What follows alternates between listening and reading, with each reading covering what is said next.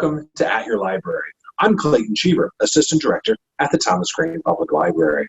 Please join me for a look at some of the free events our library is offering this June. While our buildings remain closed during this coronavirus pandemic, we're still working hard to inspire curiosity, spark imagination, foster community, and connect people to the online world. Now, if you're like me, you've been streaming a lot of music and reading lots of ebooks and listening to audiobooks, but you really can't wait to get your hands on some physical items. And all of us here at the library are eager to get them to you too. In the last few days, we've received over a ton of new books. Literally, it was over 2,000 pounds. I was involved with the shipping, I know. We're pleased to announce we'll be starting to provide outside pickup service at the main library at 40 Washington Street here in Quincy Center by mid-June. We'll be posting an announcement with all the details on our website. So make sure you like us on Facebook and Instagram, follow us on Twitter, subscribe to us on YouTube. We'll be unveiling all of our plans on across as many media platforms as we can. We'll be doing an email blast. We're going to work really hard to make sure you know when we can start enabling pickup service again. Now, more than ever, is a good time to become familiar with what we have available on our website.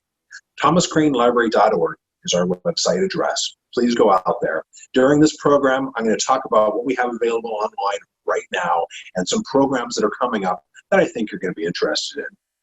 We've been doing a lot of work on our website, and more is still planned. From our homepage and many other pages, you can now easily open up a chat session and talk with a librarian. You can also call and talk with someone during the same hours that we're staffing the chat service. Our phone number, while the library buildings are closed, is 617-376-1102. When you reach out to us, we can help you get answers to your questions, provide personal recommendations on what to read, watch, and listen to next, and help you get a library card from home. We call those e-cards. We can also help you reset the PIN on your account, navigate our digital content to find stuff that interests you, help you connect with local Quincy area resources, and connect you with people who can even help you with your taxes. Remember, the filing deadline has been pushed back to July 15th, but I don't recommend that you wait till then. Get your taxes done now if you haven't already. Since this pandemic started, we have really increased the number of videos that we're producing. So we've created a brand new YouTube channel to feature all this new content. Now, please make sure you subscribe to us at youtube.com/Thomas Crane Public Library. And that way you'll get alerted when we add new videos. And when we have live programs streaming on YouTube, you get alerts too. It's really a great way to make sure that you are connected with all the video content that we're producing.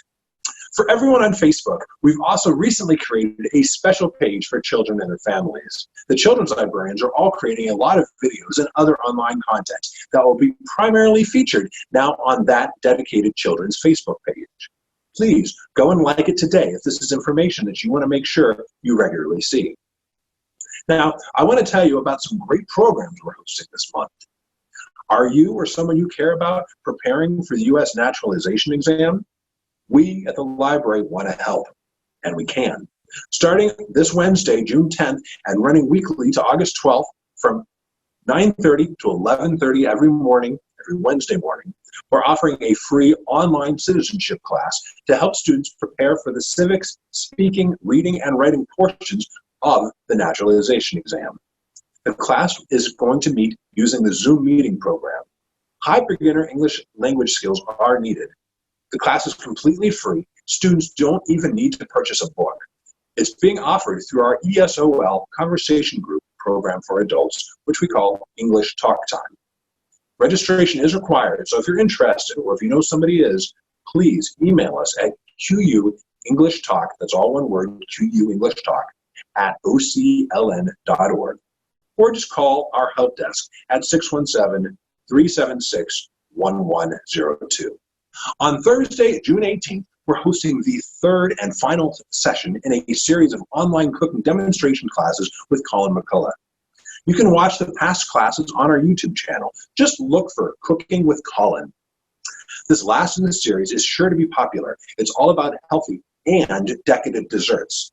We're going to be hosting it live on Zoom, YouTube, and Facebook. I recently spoke with Colin from our respective kitchens, and I hope you enjoy our conversation. This program is made possible by the awesome support of the Friends of the Thomas Crane Library. And it's co-sponsored by the Boston Vegetarian Society. Colin, thanks so much for taking some time to talk to me today. I really appreciate it. How you doing? Yeah, great. Thank you. Yeah. Good. I'm really excited to be able to bring you in your kitchen to connect with the people in Quincy. I know that you were telling me that you don't have a huge industrial kitchen, but I think that's totally all right. You're in your kitchen right now. So I am. Yeah, it's kind of fun. That's awesome. And you've been doing a lot of cooking these days? I have, yeah. I teach a lot of cooking classes at libraries, and it's funny because, I always bring my blender and my food processor, and, I bring my kitchen to wherever I'm going to be teaching for, for an hour or two. But, these days we're at home, so you get to come to my kitchen. I am so happy to be in your kitchen. And you're actually in a new kitchen. You just moved into this kitchen a few weeks ago. So I did. That's super exciting. I'm so happy for you. That's great. Thank you. So we're going to be doing 3 classes together that people can come and enjoy. We're going to talk about sauces and dressings. We're going to talk about smoothies. I think we're going to be talking about smoothies first, then sauces and dressings, and then we're going to finish with desserts, which is always exciting. How did you get interested in and teaching people how to cook? Well, I've been vegan for about 25 years.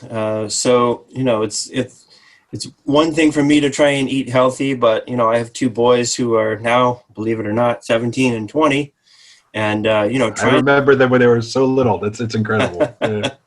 Trying to get them to eat healthy food, it's been more of a challenge. So anytime that I've been able to, make recipes where, I use a lot of healthy whole food ingredients and they ask for seconds and I say, yes. Okay. So save those recipes. So actually, I started teaching classes and there was a lot of, I got a lot of great reception from that. A lot of people had a lot of questions. I ended up writing a cookbook, the Healthy Vegan Cookbook, because of all of the classes that I've been teaching at libraries. And, I'll usually teach 3 or 4 recipes per class. Whereas, the book has got everything in it already. But I usually like to have smoothies for breakfast in the morning. Great way to start out with a bunch of fruit. I put in some nuts, some seeds, some different things in there. But, I've always tried to write my smoothie recipes specifically to try and taste like a dessert. So like the Black Forest smoothie is one that I have a lot, chocolate and cherry. Great combination. Delicious. We make some really good sauces. You can put it over all that stuff. And, the main thing you're going to be tasting is the sauce. So, you dig out all the healthy stuff, throw it in there, put a really good sauce on it. That's how I get my kids to eat a lot of healthy food, is having a really good sauce. So we'll do that. It's all about the sauce. Yeah. You can even take some ingredients that are a little bit past their sell-by date, put them a good sauce, and people are none the wiser. It's definitely a good chef's trick there. Yeah. Yep. And then we'll be doing a healthy desserts class. This is one of the more popular classes that I do teaching at libraries, using whole food, healthy ingredients. But, trying to make them, I don't really do, like the alternative healthy version of like Toll House cookies, because we're not going to just do you in carob everything. Tell me we're not, it's not carob based. Good. No, I remember I grew up with people who tried to tell me carob was the same as chocolate, and I like carob, but it is not the same as chocolate. Oh, no. Carob is banned from my kitchen. So. Banned? Oh, okay. No, so we'll do some different healthy whole food ingredients. You use your food processor. I always tell people, in my classes, I am a very lazy cook. So if I can get, the number of ingredients together, put it in the blender, let the blender do the work. Let the food processor do the work. So that's what we'll be going over. Well, I am super excited. I think this is going to be stuff that whether, those of us who are vegan will certainly appreciate. But one of the great things about cooking this kind of food, besides the fact that it's healthy, is that it's something that you can share with all the members of your family. And when we can share with other people, it's something that everybody can enjoy. Sure. So yeah. I think that you certainly don't have to be vegan to appreciate and enjoy this food, because it's delicious food. No, actually, most of the library classes that I teach, most people are not vegan or vegetarian. They just want some healthy recipes for their families. So, if that's what I can do to contribute, then that's great. Yeah, that's awesome. So you said that you became vegan 25 years ago. Is that really when you started cooking, or when did you start developing your love of cooking? My mom won't appreciate this, but she's probably not going to see this, so I'll tell you. When I was in high school, then, when my parents were working, and I'd come home from school, and always with quite an appetite. So I kind of started to learn how to cook that way, just because I got home and I wanted to make lots of food. And something other than a bowl of cereal, huh? Yeah. Yes. Yeah. So, I started learning more cooking techniques that way.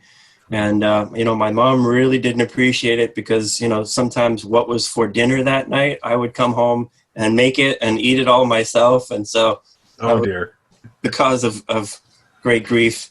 But once I became vegetarian and then I became vegan shortly afterwards, then, 25 years ago, there weren't the convenience foods. The restaurants didn't have, vegan options. So, I realized by necessity. Yeah, if I was, and I, definitely 25 years ago did not have any kind of budget fit for eating out if I could have. So, right. Yeah. I really needed to learn how to do it on my own, and, kind of developed a specific kind of way of eating, not just vegan, but I typically don't really use much oil. I don't use any sugar. I use very little salt. So, taking those things away, but still making it really rich and sweet and taste, really great, then that's been a challenge to, be able to modify recipes that I'm used to making and still, keep it really healthy. So. Yeah. Well, I've tasted your food before, and it's awesome. So I'm really excited to be able to share this with a bunch of folks. Are there any ingredients that you're having a hard time finding these days? I know that, we've been trying to go to the store. I had a friend who was able to find flour at Target earlier this week, and he's been doing a lot of baking. But I was in the store the other day, and the entire flour section, there was just nothing there. So right. Right. Are you finding everything you were looking for? Is there stuff that is a little trickier? For the things that we're going to be doing, I haven't had any trouble, finding those things. Also, in the age of Amazon and eBay and being able to order the stuff online, one thing people ask me a lot is, in the list of ingredients, do you use a lot of specialty stuff? And, in all the classes that I teach, I always say, look, I might go to Whole Foods every once in a while to get, specialty ingredients, or on Amazon, on eBay, so easy to just order it online. You can get specialty stuff. But for the most part, most of the ingredients that I use, you would just be able to find at a regular supermarket. And then if there are any specialty ingredients, then, I always stop and talk about where you can get it. Whole Foods is, I don't live too far away from a Whole Foods, so it's easy enough for me to go get it. But really, Amazon, eBay, you can easily order it online, just comes right to your door. Yeah, those online options certainly are a lifesaver. We're also blessed in Quincy. We have a couple of awesome Asian grocery stores, which I found personally have just really opened up the possibilities. So I think when we can get out and about and it's safe to do so, there's some great resources out there. So absolutely. One of the last things I'd love to touch on here with you is to talk about your philosophy around cooking. Do you think that when people watch your show and they try to do these recipes at home, they have to do everything exactly like you're doing them, and they have to have the exact ingredients that you did? Or what do you think about interpretation? So in the cookbook, the recipes that I developed, I really specifically made them to be as modifiable as possible. So, there are a number of people that come to my classes who they are allergic to nuts. They can't have that. Or, I always get a lot of questions about people saying, I'm trying to stay away from this. I don't want to have that. I'm allergic to that.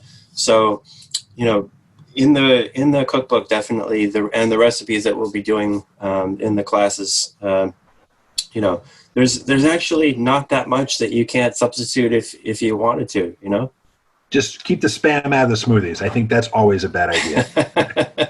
Spam smoothies, also kale smoothies, Uh, You don't put kale in smoothies? We've actually had Uh, kale and spinach in kale. You're not a kale fan though, so well, I love kale, but like in steamed in a bowl, dinner or something like that, I'll have kale, all night. It's fine. But in a smoothie, it just tastes like liquid lawn to me. So, well, so noted, so noted. I've actually had a couple recently. I think it was more spinach that we were doing than kale in the smoothies, but yeah. Spinach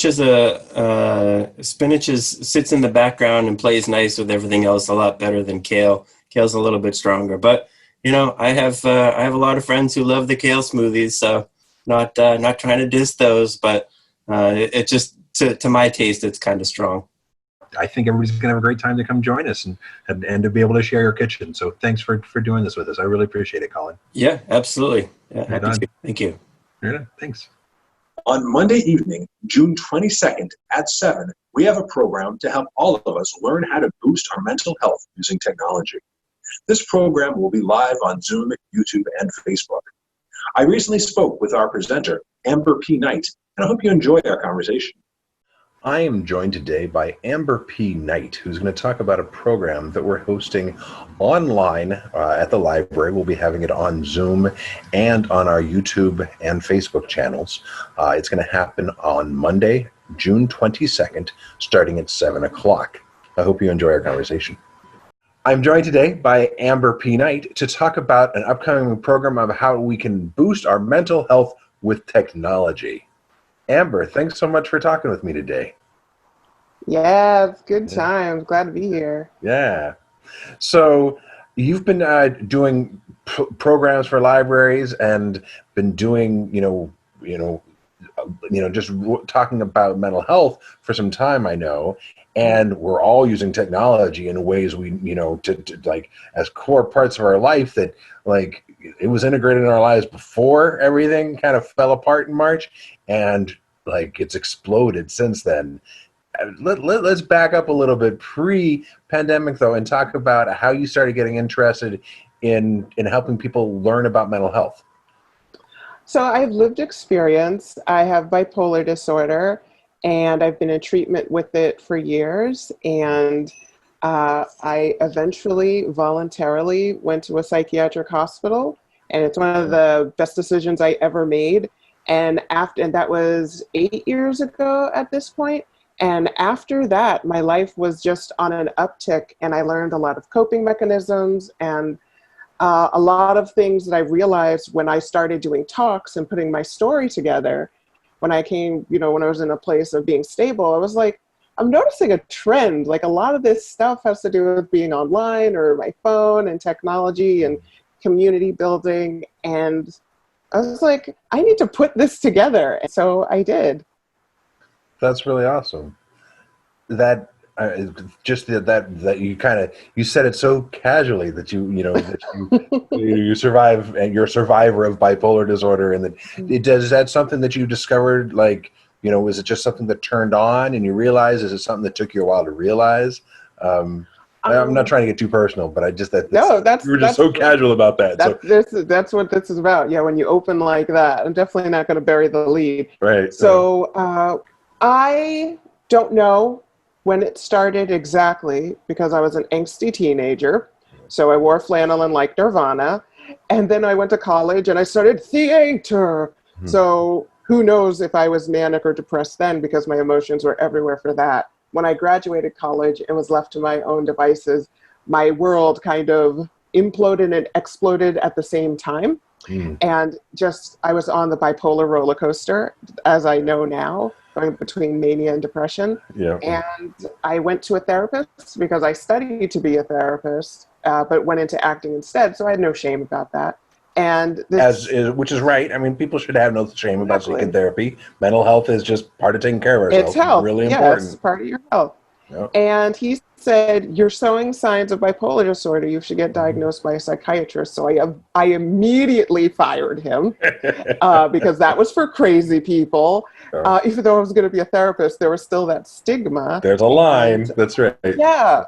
But I crashed enough that I was like, I got to do something. And I got diagnosed. And then ups and downs, and eventually the hospital. Wow. That's can't like I've had friends. I've talked to a number of people who've been hospitalized. It's got to be quite an experience. So coming out and now living with it, I assume it's not something that just goes away. It's something that you have to manage. So Yeah. So are there triggers? Is it something? There's all sorts of ways of dealing with mental health challenges. There's talk therapy. There's drugs. There's kind of just figuring out how to change your lifestyle and avoid triggers. I assume it's all it's probably a combination of all these things that really works for you. Yeah, what works for me is medication. I have 2 therapists, and I have a psychiatrist. Okay. And just basically anyone I deal with, anyone that comes within 100 miles of me who has to work with me, any specialist, medical specialist, or anything. Mm-hmm. It's like, listen, I have bipolar disorder. We got to work around it. Because a specialist is a specialist. If all you have a hammer, every problem's a nail. Right. Yeah. Or anyhow. So no, exactly. It's like that's the only tool you can use. Let's look at all the tools we have available. Yeah. Exactly. So I tell them right away, and it's amazing how many times I could have been helped if I just had more agency, if I knew how to self-advocate. And so eventually I realized I can choose my own therapist. I don't have to stay with someone I don't click with, and I can refuse meds if I want to. Turns out that was a bad idea, but still it's my option. And if I don't like the side effects, I can ask about other ones. And just that there's a world of things that are there to help you. And I just happen to be lucky enough to know how to advocate for myself now. It sounds like an incredible journey that you've been on and continue to be on. But that's awesome that you've been able to figure out and know this about yourself and find such a supportive community.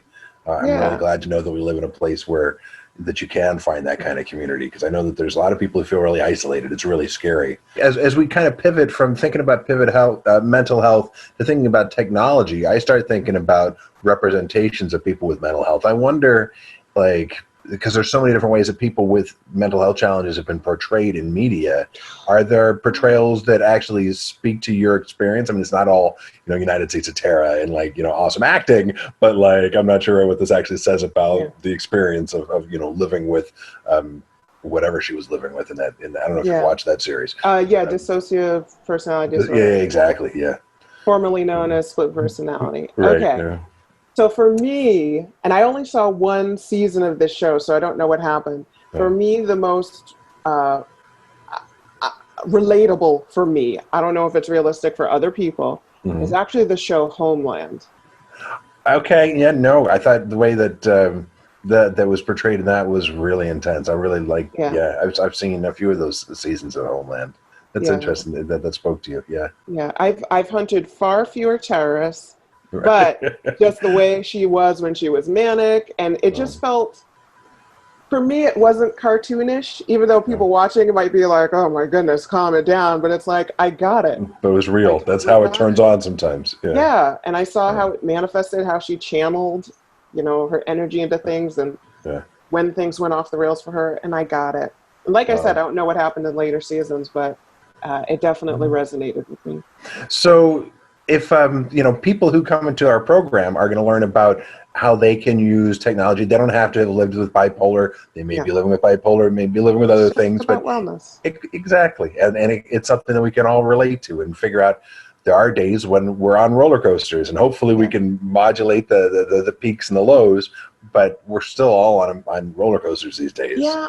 Here's the thing. There's 2 parts of this presentation. Yeah. There's having a positive experience with technology, and there's avoiding negative experiences, or balancing and having a choice. Because one of the elephants in the room for me is I'm like, be happy online and be happy with your right. Yeah. And there's wave 2 civil rights movement happening. So it's like I was torn between how I would come to terms with that. And basically what it comes down to is choice. Yeah. You should have the choice in how much and when you take things in, because we need certain conversations. We need a lot of stuff. We also need healthy people who are not inundated by, it's so pervasive. You have the right to choose. And so I talk about ways that you have options. And so again, having a positive experience and avoiding a negative experience are definitely not the same thing. And I think that having both of those is really important. Absolutely.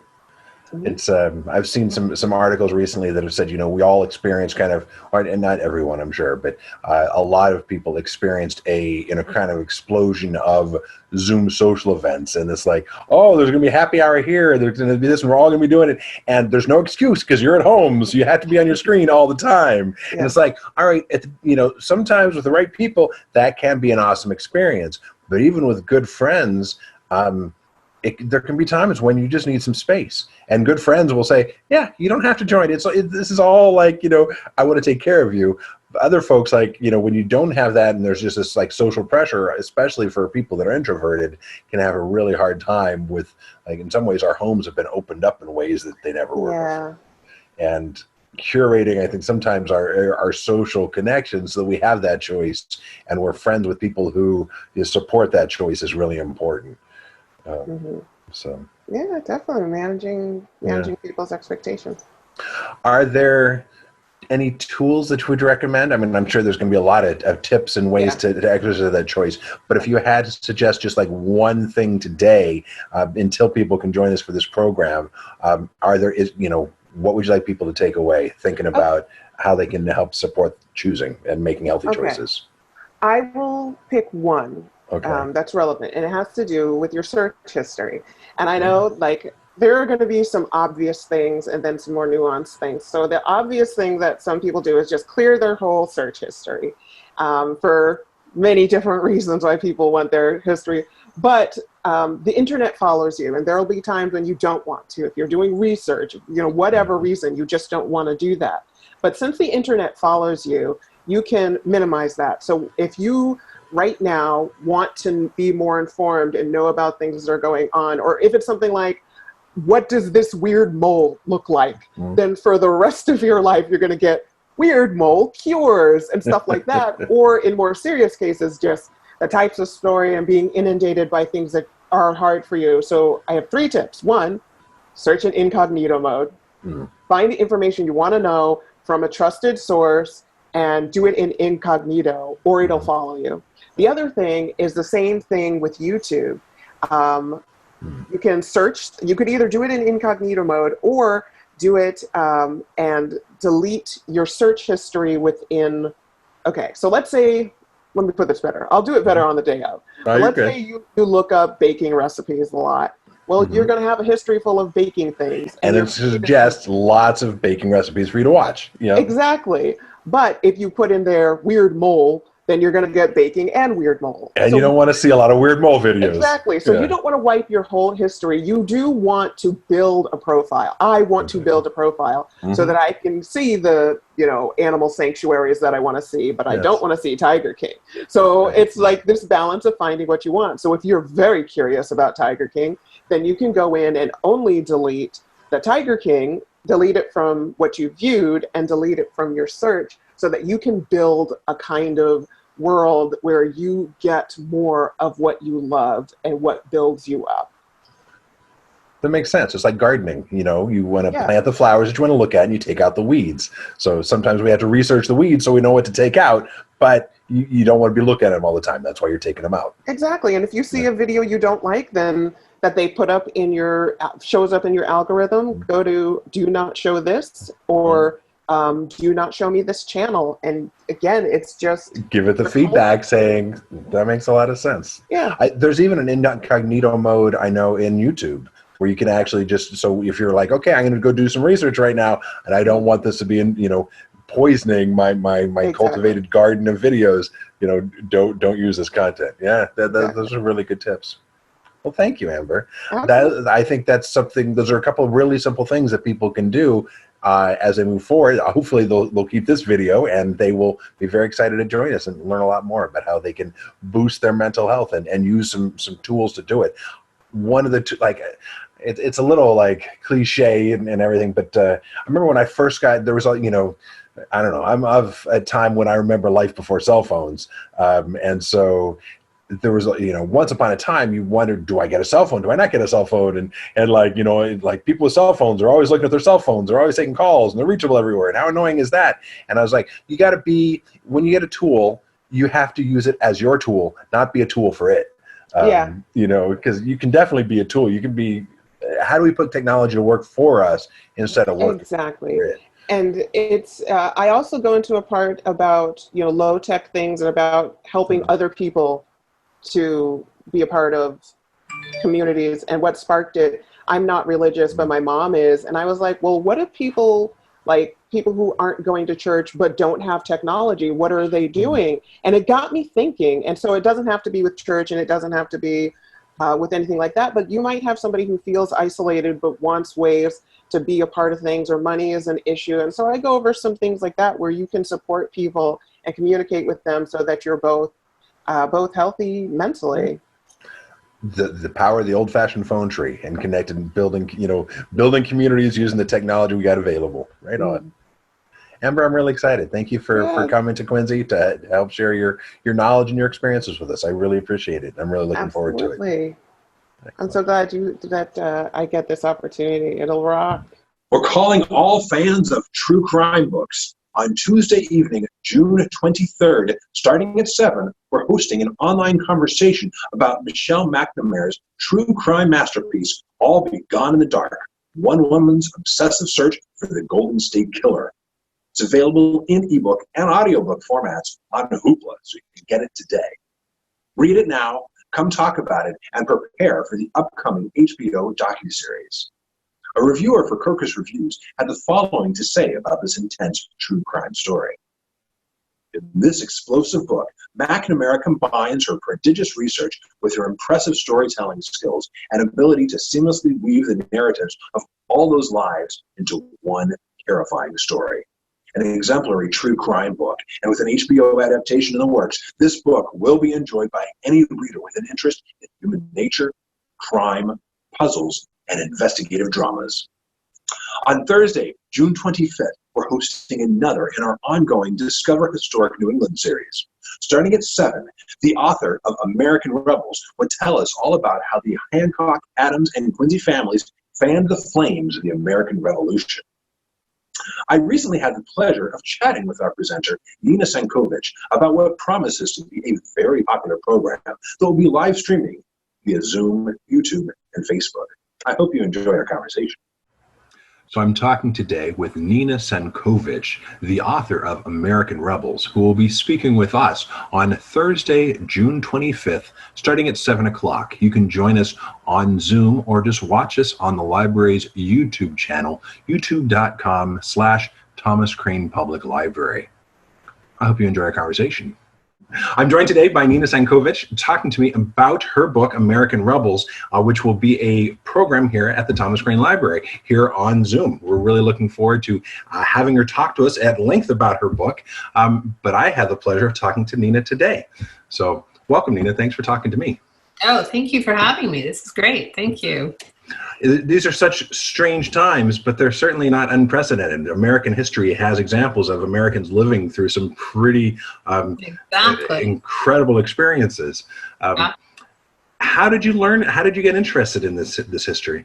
Well, the way that I came to write American Rebels is I was researching my last book, The Lowells of Massachusetts, and one of the Lowells that I looked at was John Lowell, who was a lawyer during the Revolutionary War. And a big figure in financing, especially the Revolutionary War, making sure there was money to keep the battles going, to keep the fight going. But he was actually slow coming to the decision to rebel against Great Britain, against England. And that really surprised me, because I think so often when we're young, we're taught, there was a decision to rebel and all of the colonists joined in and the fight was fought. But in fact, it was a really difficult decision that people had to make. Do you stay loyal to this country that since you were born, you've been taught to be loyal and dutiful to England? Or do you take this huge risk and rebel against England, put your life on the line, your security on the line, your family's future on the line, to try to see if you can create a new country. I mean, that's a huge decision. So I wanted to find a community to study that had both people who decided to rebel and people who decided to stay loyal, and how they sort of came to that decision process. I wanted to see how that decision cut across class lines, how it cut across gender lines. So I was in the Massachusetts Historical Society, just kind of going through records, and I came across this fascinating book, Where Independence Began. And it actually laid out this argument that independence began in Braintree. And there I was surprised to find John Hancock was from Braintree. John Adams was from Braintree. Abigail Adams spent most of her childhood in Braintree. Josiah Quincy Jr., who is this forgotten hero of the American Revolution, he was from Braintree. And there were also loyalists who were from Braintree. So I thought, fine, great, I've discovered my community to study. And I just dove in. And I did find that this decision to rebel or stay loyal, it did, women took both sides on the issue, cut across social classes. From the women that I studied, I have to say, in some ways, they actually led the issue. They led that decision. They were for it. Maybe they saw some possibility for themselves under a new regime, or they saw how much their families were suffering under the old regime. But what you were saying about these times that we live in, as I was doing my research now, I could have no idea of what was coming in terms of COVID-19. But there are so many parallels. I mean, they lived through epidemics, which devastated towns. I mean, towns were populations were halved by these, smallpox that came through, dysentery that came through. And to see just the fortitude that they had, in facing these illnesses, but also in facing the British oppressions and in facing this very uncertain future, which is what we are facing now, just how strong they were and resolved, but not always, because they were human. And that's what I also liked discovering, was how completely flawed these heroes of the American Revolution were. And because I got to know them so intimately through letters and journals, I really feel like I got to know them in a way that makes us all see we're all flawed, but we all have the capability to rise to the occasion, hopefully. That is a great reminder right now. Yes, to inspire us, but help us be kind to ourselves as well. Yeah. It can be really hard to find that kindness in these days, and it sounds like you tapped into that. That's pretty incredible. Did you do most of your research with the Quincy, the Boston Historical Society, Massachusetts Historical? Did you come into Quincy and do some research here? Massachusetts Historical Society. I spent a lot of time in Quincy. I came to the Cambridge Historical Society, which had so much great information about Samuel Quincy especially. So yeah, I did some research at I did research all over, but I have to say the Massachusetts Historical Society, wow, what a collection they have, and how helpful everybody that works there is. So helpful and so knowledgeable. So they were immensely just such a support system for me. That's great. And I know behind you, you have a outline that you actually used when you were writing the book. Did you do most of the writing there in your study right there where you are right now? I did. So that's just kind of special about this event. We wouldn't get that if you were coming to see us in the library. No, it's true. My process is I have to write everything down. I mean, I bring my computer with me everywhere I go, but when I'm doing research, I like to write everything down. I write it down. They give you the special little papers to use in the different research areas. And then I write them down in notebooks that I have. And then I create note cards of every event or quote or letter or birth or death that I want to make sure shows up in the book. And they end up on these posters. And these are just a few of them. I have about 20 posters just to keep me on track, just to make sure I don't leave anything out. And of course, I had to leave a lot out because otherwise the book would have been 800 pages, 1,000 pages. But yeah, I've seen those history books. Yours is much easier to get through.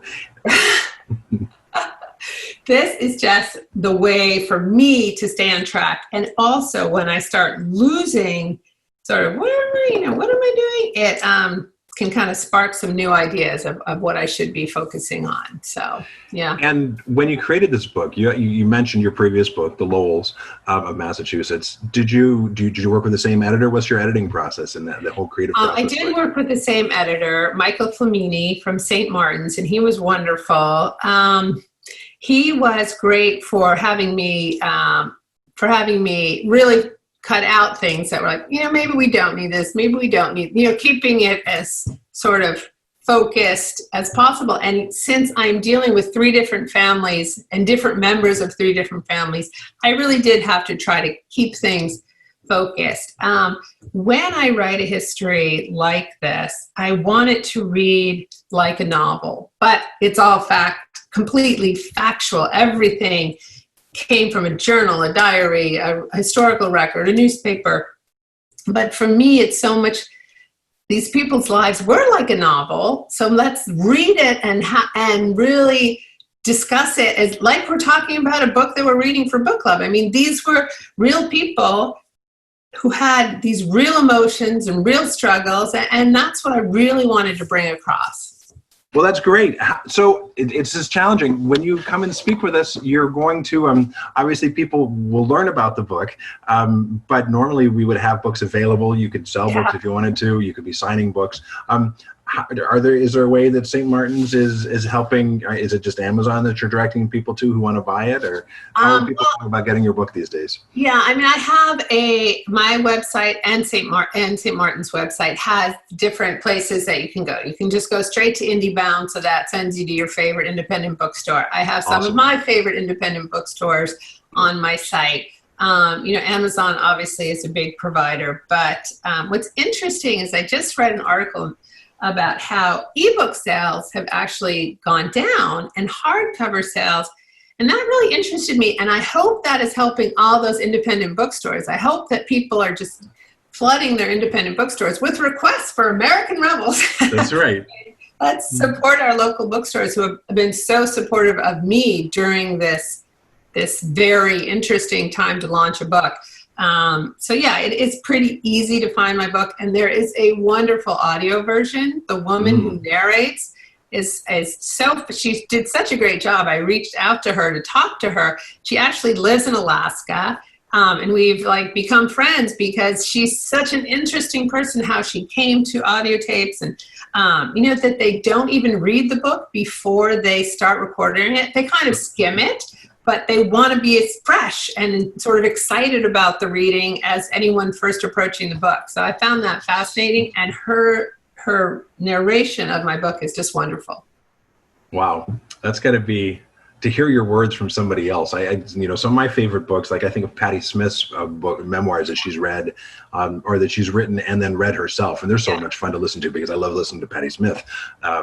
She does a great job. She has such a great voice. There are some authors who are like, no, find something else. So I'm glad that St. Martin's found Susie Alphins for me, because she does a wonderful job. Well, that's delightful to hear. Yeah. Is there anybody else you'd like to give thanks to? I know it's such a creative process, and there's a lot of solitary work, but we can't, no author who's successful really does it by themselves. People who want to go and self-publish and think they can do it by themselves, you usually can tell. So is there anybody else you'd like to give a shout out to really quick while we have a moment? I mean, we've talked about this already, but everybody at the Massachusetts Historical Society, they are so helpful, so kind, so generous. Their collection's amazing, and they know their collection, and they're very supportive. I actually had a fellowship there, and that helped. They have this program for the fellows. So we had lunch meetings, and we had lunch meetings to talk about what we were working on, but then also lunches out to just talk. So it was a very, as you say, it can be a very solitary process, but by creating an environment that people can work together. And what was interesting too is that a lot of the people working on projects at the Massachusetts Historical Society are academics. And yet they were so welcoming of me. I'm an independent writer, I'm not an academic. And they didn't say, okay, we're not going to talk to you. They discussed ideas with me. They gave me ideas of how my research should go. So that was really helpful, and I appreciated that. Did you study history when you were in college? I did. I was a history major, an American history major at Tufts. So okay. So, and but you went to Harvard Law as well. So I did, and I actually went to law school thinking I would study the history of law, but then I got very excited about the practice of law, and so I kind of have circled back. Took me a while, but came back. So you practiced for a while and did that, and then came back and have been writing. And you write full time, or are you still practicing law too? Yeah, just now writing? I write full time. Yeah. Do you have another research project, or are you just working on helping this one find its wings? I have two different projects that I'm looking at right now, both around the Revolutionary War. It's just an area that I find so interesting because it was such a turbulent time, and because I think the story we're taught, especially in elementary school, middle school, high school, is so simplistic, really, about what it was like. For so many people, it was a terrible and very uncertain time. And because of what we're going through now, there's so many resonant themes. What is the role of the truth in the media? What is the role of our leadership? What is the role of our community? What is the role of living day by day and just trying to get through that way? So there's so many parallels. I find it fascinating. And the outcome, when we learn about the revolution today, we know how it ended, but it didn't have to end that way. That's right. Fascinating when you go into the history. It's like there are all these other ways it could have gone. Right. And then what after it was over, what sort of disarray so many things. We had set up a system for government, and yet individual communities were at a loss. So what I find interesting is this sudden renewed fervor, religious fervor, but not just sort of congregationalist, Puritan religious fervor, but it led to this second great awakening, this evangelical fervor. So some of the people that I'm looking into now are these primarily female traveling preachers who, because women took on so many roles during the revolution that they hadn't had before, people were more open perhaps to listening to females. And there were some incredible sects that evolved. Now, the Shaker one is obviously the most famous, but there were other ones. And so I'm looking into that, and I'm finding it all very inspirational. But one interesting barrier for all historical researchers right now is that we can't go anywhere. So if these files aren't online, you're just kind of accessible. To do. I can't go to the Historical Society. I can't go to Yale's Beinecke Library. We have to do it all from home, and that's tough. That is hard, and that's a good call. That as much as we can digitize these collections when we get access to them, we need to do that for these accessibility kinds reasons. Of situations. Yeah. Well, Nina, thank you so much for taking time to talk with me today. I am super excited for the program where everybody gets to hear and learn more about this book. And it sounds like there's some great work in the pipeline. So I'm really excited to see how that comes together. Thank you. It's so much fun to talk to you. Yeah, I enjoyed it too. Thank you. Here at Thomas Crane Library, we're working hard to bring great programs to you every week. I hope you'll take some time between noon and 1 on Tuesdays to join us on Twitter for a TCPL book chat. Each week, we're focusing on a different genre, so you can branch out or not. To participate, just make sure you use hashtag TCPL book chat on your tweets and follow along in Twitter. We're participating in hashtag Ask a Librarian on Twitter too. Are you running out of stuff to read and you don't know what to pick up or download next? Get advice from librarians around the globe, including from your very own dear folks here at the Thomas Crane. And you can do this every Thursday from noon to 1 o'clock. Use the hashtag Ask a Librarian. It's that easy. Tell us what you'd like to read and watch the suggestions roll in. Our children's and teen librarians are hard at work developing programs for you too. Every Tuesday, you can join us on YouTube at 3 for a new DIY STEM video. Most Wednesday mornings at 9, we're releasing a brand new online story time with Mrs. Miller. We're also putting that on YouTube. Thursday mornings at 10, we present Music and Movement with Ruby, live online. Learn all about butterflies and moths with Hands on Nature on Wednesday, June 10th at 3. Our Dungeons & Dragons group for 10 to 15-year-olds is wrapping up their current campaign this month, and registration for the next round is opening at 3 p.m. on Monday afternoon, June 15th. Registration will also open on June 15th for our coding club, which is for kids ages 9 to 12. Miss June is presenting a special pet story time on Wednesday, June 17th at 2. Join children's librarian Miss Amanda for a science story and simple science demonstration, and then we're going to watch some of our science videos together and talk about what science we've all been doing from home. This program's happening on Tuesday, June 23rd at 4, live on Zoom. Now, this program is not going to be live streamed on Facebook or YouTube, so make sure you get the Zoom login information and everything you need so you can join us live for this special story lab. Are you a Pokemon master? You can prove it on Friday, June 26th, starting at 3, with our live online program, Pokemon Trivia. So if you like Pokemon, make sure you join us at 3 o'clock there on Friday the 26th. Watch our website, Facebook pages, YouTube, Twitter, and Instagram to get more details about everything that I've talked about and lots more library programs and services. I hope you enjoyed the conversations I've shared today and learning more about what's going on here at your library. I know our buildings are closed, but staff is slowly starting to be able to re-enter, and we're really excited to be bringing programs and services to you. And I'm really excited that we're going to be offering the ability to come and pick up some new physical items very soon. We're working really hard. I hope you appreciate all these efforts. Please continue to stay safe and healthy. I look forward to seeing you again soon. That's all for this episode of At Your Library. The best way to stay up to date on the latest library news is to visit our website, thomascranelibrary.org. Sign up for our monthly email newsletter, like us on Facebook, and follow us on Twitter and Instagram, and subscribe to our YouTube channel. I'm Clayton Cheever. Thanks for joining me for a look at what's happening at your library this month. I'll see you again in July.